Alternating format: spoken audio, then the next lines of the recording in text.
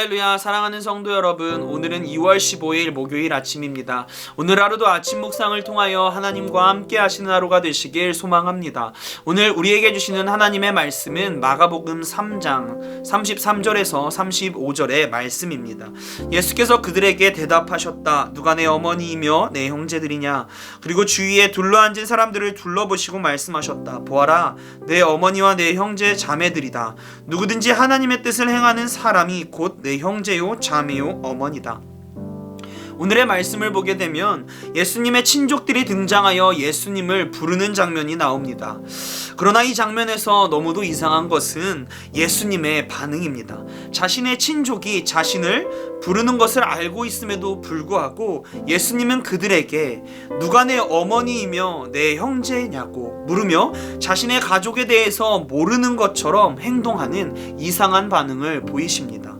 예수님께서 이렇게 반응하신 이유는 자신의 가족을 모르시기 때문이 아닙니다. 가족에 대한 정의를 새롭게 하고자 하심에 있습니다. 35절의 말씀을 보면 예수님이 새롭게 세우시는 가족의 정의가 나타납니다. 예수님이 가족이 되기 위해서는 필요한 것은 바로 하나님의 뜻을 행하는 사람입니다. 예수님은 다시금 자신의 가족에 대해서 정의하기를 혈육적인 관계, 육체적인 그러한 관계를 이야기하는 것이 아니라 하나님의 말씀을 듣고 따르는 사람, 하나님의 뜻을 행하는 영적인 관계의 가족의 정의를 하고 있습니다. 이러한 가족에 대한 정의를 생각해 볼 때 우리는 교회를 단순한 공동체가 아니라 하나의 가족이라고 이야기할 수 있습니다. 모든 교회의 성도들은 하나님의 뜻을 따라 살아가며 공동의 목표를 향해 나아가기 때문입니다. 그렇게 우리는 한 형제요 자매라고 이야기할 수 있습니다. 우리는 그리스도 예수 안에서 하나된 신령한 관계로 이어집니다. 그렇게 될 때 우리는 서로가 서로를 모르는 사람, 남남이라고 이야기하는 것이 아니라 가족이요 가정이라고 이야기할 수 있습니다. 이처럼 우리 교회 공동체가 나의 가족이라고 생각하기 위해서 우리는 어떻게 해야 하겠습니까? 첫째는 교회에 사랑과 관심을 가져야 합니다.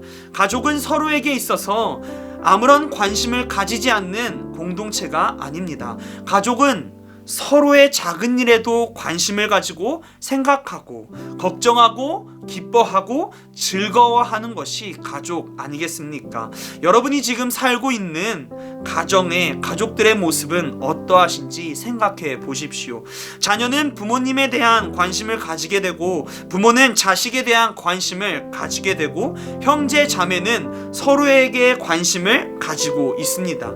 그렇게 가족 구성원 중에 누군가에게 좋은 일이 생기면 서로 기뻐하고 슬픈 일이 생기면 서로 위로하는 것이 바로 우리 가족의 모습이지 않습니까? 이와 같은 반응을 우리는 교회에서 보일 수 있어야 합니다. 교회의 구성원 중에서 누군가에게 기쁜 일이 있으면 서로 기뻐할 수 있고 슬픈 일이 있으면 서로 위로할 수 있고 함께 기도할 수 있는 서로에게 관심과 사랑을 가지는 그러한 공동체가 되어야 합니다. 그러나 우리가 교회를 가족 공동체로 바라보지 않고 나와는 관련 없는 공동체로 바라보게 된다면 서로 남남으로 생각하게 된다면 우리의 교회는 흔들리고 무너지게 됩니다. 왜냐하면 가족이라고 생각하지 않기에 남이 잘 되는 모습에 우리는 부러워하며 시기하는 모습을 보입니다. 관심이 없기에 누군가의 슬픔에 우리는 공감하지 않고 아무런 반응을 할 수 없습니다. 그렇다면 그 공동체는 사랑이 나타나는 공동체가 아니라 시기와 질투, 다툼이 발생하는 죽어가는 공동체입니다.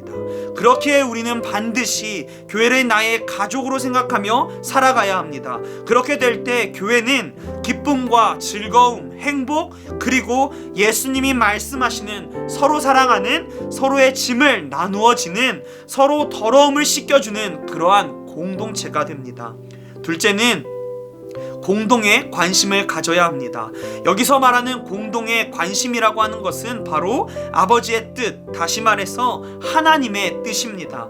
우리는 각자의 생각과 의견으로 공동체를 만들어 나아가는 것이 아니라 하나님의 뜻이라고 하는 절대적인 진리 안에서 우리의 공동체를 만들어 가야 합니다.